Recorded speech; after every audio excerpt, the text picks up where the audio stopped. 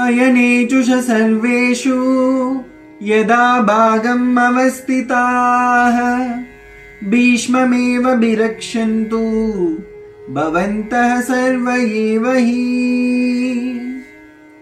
ఈ శ్లోకంలో మనకు దుర్యోధనుని యొక్క అంతర్గతంగా భయం బయటపడుతోంది. అతని మాటలు చూసేందుకు ధైర్యంగా ఆత్మవిశ్వాసంతో ఉన్నట్టు కనిపించిన వాస్తవానికి అతని గుండె లోతుల్లో భయం బిగుసుకుంటోంది. ఈ శ్లోకానికి ఉన్న అర్థం, మీరు అందరూ ఈ స్థానాల్లో మీ స్థానాల్లో ఉండి ముఖ్యంగా భీష్మ పితామహుని సంరక్షించండి. ప్రతి ఒక్కరూ అసమానంగా ఆయన్ని కాపాడండి. దుర్యోధనుడు ఇక్కడ తన సైన్యంలో ఉన్నవారికి స్పష్టమైన ఆదేశాన్ని ఇస్తున్నాడు. భీష్ముడు అతని పక్షాన ఉన్న అతి గొప్ప యోధుడు అయినా దుర్యోధనుడికి ఒక విషయం తెలుసు.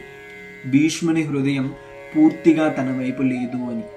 ఎందుకంటే అతను తన మాటకు కట్టుబడి కౌరవుల వైపు యుద్ధం చేస్తున్నాడు, కానీ అతని మనసంతా పాండవుల వైపు ఉంది. ఈ శ్లోకం మనకు ఒక గొప్ప జీవిత పాఠాన్ని నేర్పిస్తుంది. ఏ నమ్మకాన్ని బలవంతంగా నిలుపుకుంటే అది ఆత్మగౌరవాన్ని కాదు, భయాన్ని ప్రతిబింబిస్తుంది. దుర్యోధనుని మాటల వెనక ఉన్నది అభద్రతాభావం, తన పక్షంలో ఏకత్వం లేదు అని అనుమానం, ఆధారాలపై ఆధారపడే బలహీనత.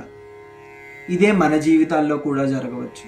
మన చుట్టూ ఉన్నవారు నమ్మకాన్ని ఆదేశాల ద్వారా గెలుచుకోవాలని ప్రయత్నిస్తూ ఉంటాం. అది నిబద్ధత కాకుండా భయాన్ని కలిగిస్తుంది.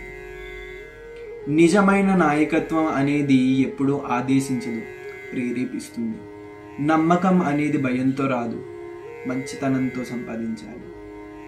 దుర్యోధనుడు ఈ ఆదేశం విజయ సంకేతం కాదు, ఇది ఓటమికి ముందు వచ్చే కల్పిత ధైర్యం.